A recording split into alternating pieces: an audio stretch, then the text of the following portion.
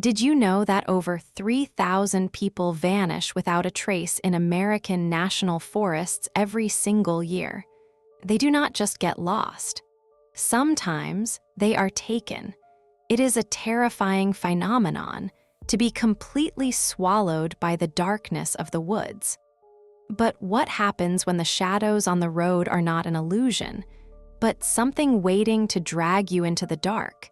It was a freezing February night in the dense, towering woods of the Pacific Northwest. Two young college students, Mark and John, were speeding down a pitch-black stretch of highway. They were riding on a heavy, loud cruiser motorcycle. The air was biting.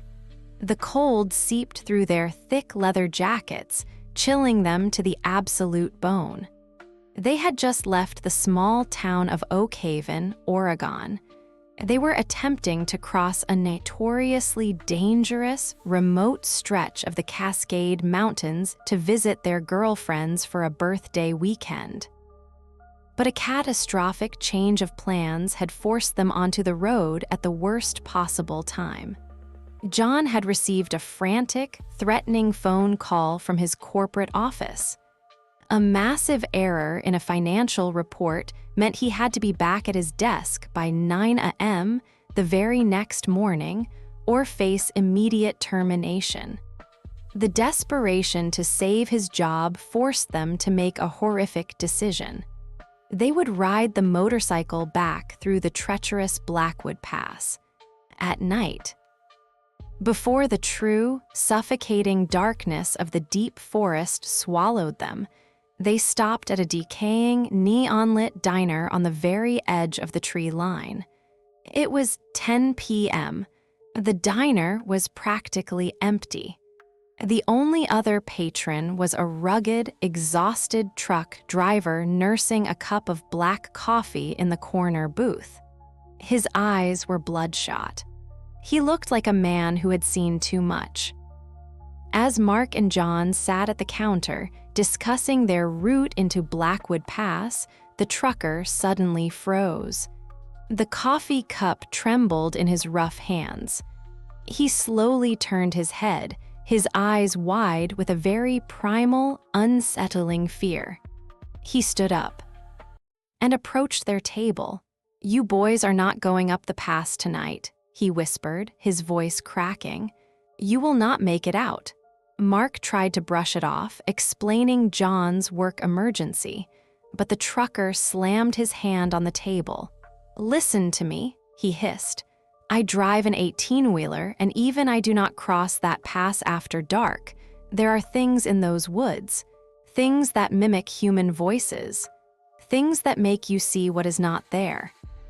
The boys exchanged a skeptical look. They thanked the man but insisted they had to leave. The trucker simply shook his head, slowly backing away. He paid his bill, and as he walked out the door, he turned back to them with a look of pure pity. "Do not stop for anyone, or anything," he warned, before disappearing into the night. Mark and John finished their terrible coffee and stepped back out into the freezing night. They climbed onto the motorcycle and rode into the biting cold. By midnight, they had reached the base of the mountain. A thick, unnatural fog had rolled in, suffocating the road. The motorcycle's single headlight could barely pierce 10 feet into the gloom. Suddenly, red and blue lights flashed violently through the heavy mist. Up ahead, a local highway patrol SUV was parked horizontally, completely blocking the narrow, two-lane road. Two deputies stepped out into the freezing mist. Their hands were resting very cautiously on their holstered weapons. The deputies signaled with heavy flashlights, forcing Mark to bring the heavy motorcycle to a complete stop. "Where do you boys think you are going at this hour?" the older deputy demanded, his voice echoing in the dead silence of the forest. When Mark replied that they were taking Blackwood Pass to get back to the city, the color completely drained from the older deputy's face. The two officers exchanged a terrified, knowing glance. "You cannot go up there," the younger officer pleaded. Locals are terrified of this stretch. There have been disappearances, mutilations, cult activity. If you go up there on an open bike, you are sitting ducks. John, panicked about his job, desperately explained their situation. He begged them to let them pass. The older deputy stared at them for a long, agonizing moment. Finally, he let out a heavy sigh. He did not issue a ticket. Instead, he did something far more terrifying. The deputy walked to his cruiser and pulled out a heavy-duty digital camera. He ordered Mark and John to stand up straight against the side of the patrol car. "Look at the lens," the deputy commanded. "Flash, flash, flash." He took blinding photographs of their faces. Then he took photos of their driver's licenses. Finally, he walked over and photographed the motorcycle's license plate. John's heart pounded in his chest. "Why are you doing that, officer?" he asked, his voice trembling. The older deputy looked John dead in the eyes. His expression was completely hollow. "Because when they find this bike empty in the morning, we need to know who to tell the families." Despite the chilling warning, John's desperation blinded his judgment. They thanked the grim officers, started the engine, and pushed forward. They drove past the barricade, directly into the pitch-black abyss of Blackwood Pass. The true nightmare was only just beginning. Before descending deeper into this nightmare, a quick question for the viewers. Have you ever experienced a paranormal event, seen a ghost, or lived through a terrifying moment that you still cannot explain? Drop your story in the comments below. We want to read them. Now, let us return to the darkness of Blackwood Pass. The moment Mark and John crossed the police barricade, the atmosphere instantly shifted. The heavy fog mutated into a violent, freezing rain. It was not normal rain. It felt like icy needles piercing through their heavy leather jackets. Mark was struggling to keep the heavy cruiser steady on the slick, winding mountain road. The single beam of their headlight seemed to be swallowed by the unnatural darkness of the towering pine trees. After riding for 6 miles in this freezing downpour, John yelled over the roaring engine. "Stop the bike. I need to pull over. I have to use the bathroom." Mark was freezing and terrified, but the visibility was so poor he could barely see the road anyway. He nodded and pulled the motorcycle over near a decaying, abandoned logging shack on the edge of the tree line. John hopped off the back of the bike and sprinted toward the dark tree line to relieve himself. Mark sat alone on the idling motorcycle. The hazard lights blinked violently, casting an eerie, rhythmic orange glow against the wet trees. He was shivering uncontrollably. The freezing rain was pooling in his boots and soaking through his thick clothes. After what felt like an eternity, the heavy rain suddenly stopped. It did not taper off, it just completely stopped. A suffocating, dead silence fell over the forest.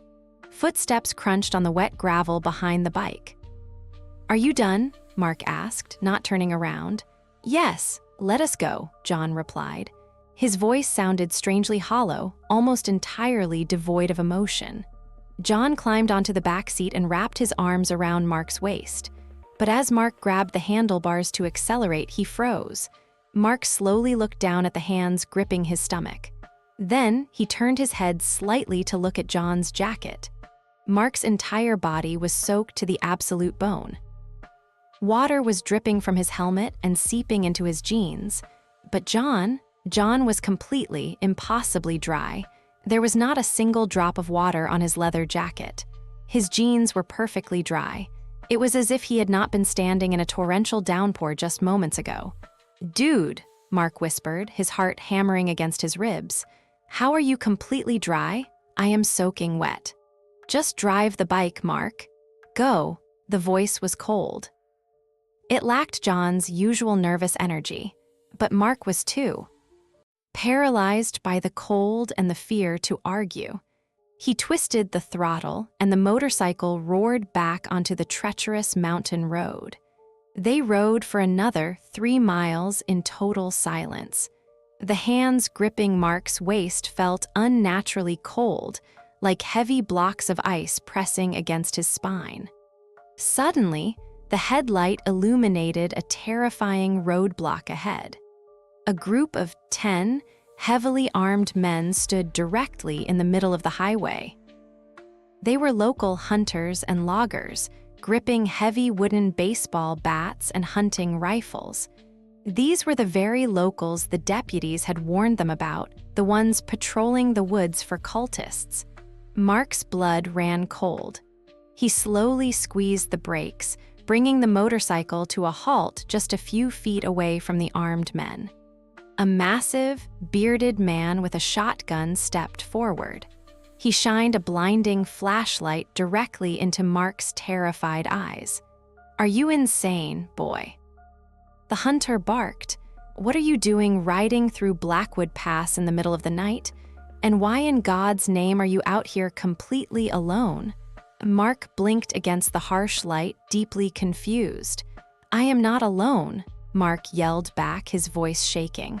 "My friend John is sitting right behind me." The hunter lowered his flashlight. He looked at Mark with a mixture of pity and absolute horror. "Son," the hunter whispered, "there is nobody on the back of that bike." Mark whipped his head around. The back seat was completely empty. There was no John. The unnatural, freezing entity that had wrapped its arms around him, that had spoken to him in the dark, was gone. Mark began to hyperventilate. He stumbled off the bike, backing away in pure terror. Before he could even process the horror, 2 blinding headlights pierced the fog from the direction they had just come. A battered, rusted pickup truck pulled up behind them. The passenger door creaked open, and out stepped John. He was soaking wet, shivering violently and looking at Mark with pure anger. "Why did you leave me?" John screamed, storming toward Mark. "You pulled over at the police barricade, and while I was talking to the deputy, you just sped off into the woods. I have been begging this trucker to catch up to you for the last 10 miles. Mark felt the world spinning. If John had been at the police barricade this entire time, then what had climbed onto the motorcycle at the abandoned logging shack? Mark stared at John in absolute disbelief. He could not utter a single word about the freezing, supernatural entity that had just been clinging to his waist. Telling the truth would cause an immediate, dangerous panic. Instead, Mark just nodded silently. He demanded John to get on the bike immediately so they could finally escape the terrifying roadblock. The armed locals slowly parted ways, lowering their weapons but staring with grim, hollow expressions. They knew something the boys did not. The motorcycle roared to life, and the 2 friends rode deeper into the black heart of Blackwood Pass. They were entering a notorious stretch known by locals as Dead Man's Curve. The forest canopy grew so incredibly dense that it entirely blocked out the night sky. The only light source in the world was the weak, flickering beam of the motorcycle's headlight. Not a single car passed them. The isolation was entirely suffocating. Suddenly, the engine sputtered. The loud roar of the cruiser choked into a pathetic cough. Then, the motorcycle completely died. The 2 boys were left stranded in the dead center of the pitch-black woods. Mark desperately hit the ignition switch over and over. Nothing happened. The battery was completely, inexplicably dead. They were stuck at the bottom of a steep, uphill incline. Mark instructed John to push the heavy motorcycle from behind while he steered it toward the crest of the hill. If they could just reach the top, gravity would allow them to coast down the long slope on the other side. John grunted in the darkness, shoving the heavy metal frame up the slick asphalt. Mark noticed the motorcycle felt impossibly heavy, as if an extra 300 pounds had just been added to the frame. "Why are you pushing so aggressively?" Mark shouted back, his breath visible in the freezing air. "What are you talking about?" John replied, his voice trembling in the dark. "I am just pushing normally." A deep, instinctual fear began to grip John as well. With agonizing effort, they finally crested the top of the hill. A long, steep downward slope laid ahead, descending into a valley of thick fog. Mark told John to jump onto the back seat so they could coast down the mountain. John hopped on, relieved to stop pushing. But as the motorcycle began to descend, something completely unnatural and terrifying happened. On such a steep decline, the heavy cruiser should have rapidly gained speed, flying down the mountain road. Instead, the motorcycle aggressively slowed down. It felt as though a massive, invisible wall was blocking the front tire. An unseen, physical force was pushing directly back against the motorcycle, forcing it to a grinding, impossible halt. Before Mark could even process this defying of physics, John leaned heavily against his shoulder. "Mark," John whispered, his voice cracking with absolute terror. "There is someone walking behind us." Mark slowly tilted the left side mirror. Through the thick, swirling fog, a figure was emerging from the absolute darkness of the road behind them. It was a woman.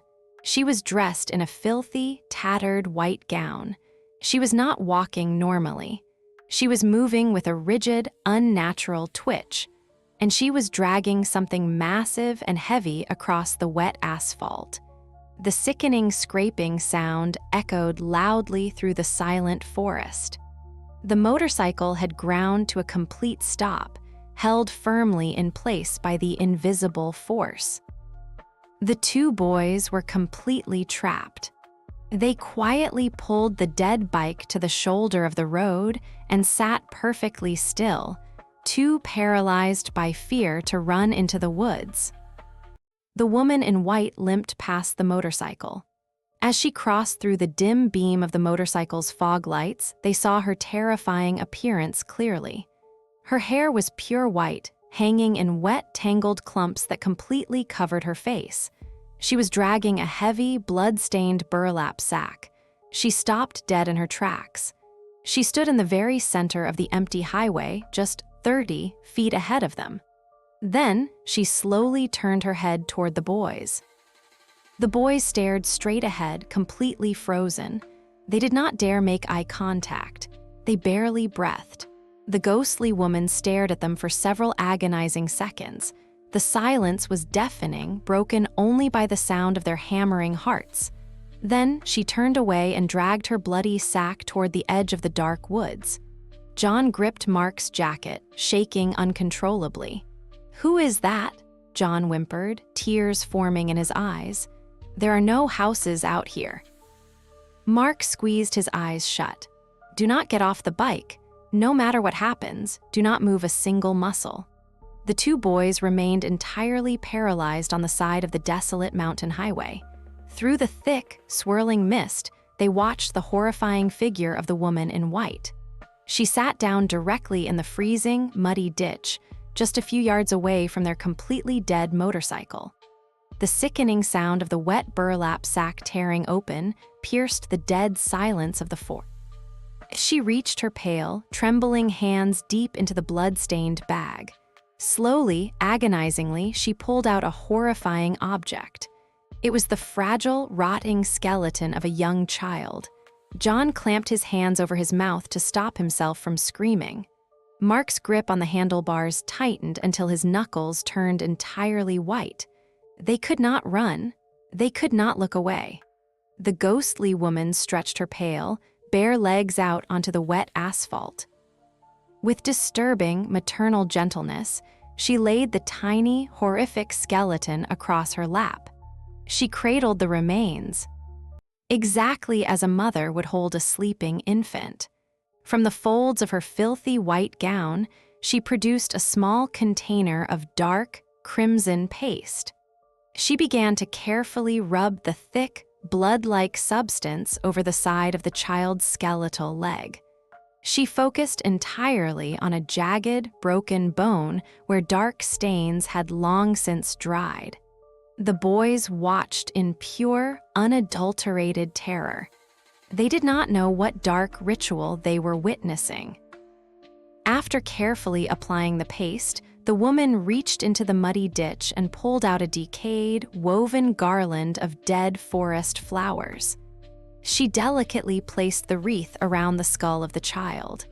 The very second the dead flowers touched the bone, the woman began to scream. It was not a normal cry.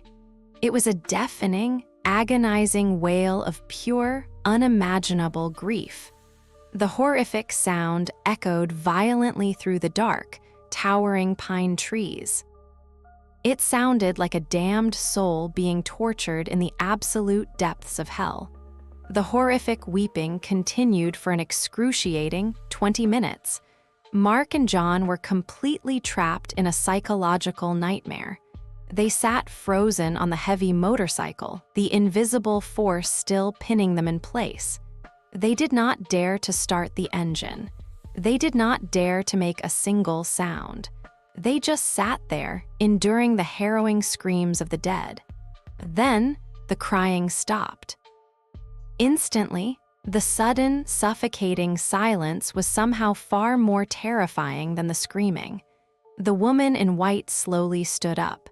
She stood perfectly rigid, her back turned to the boys, staring entirely motionless into the deep woods.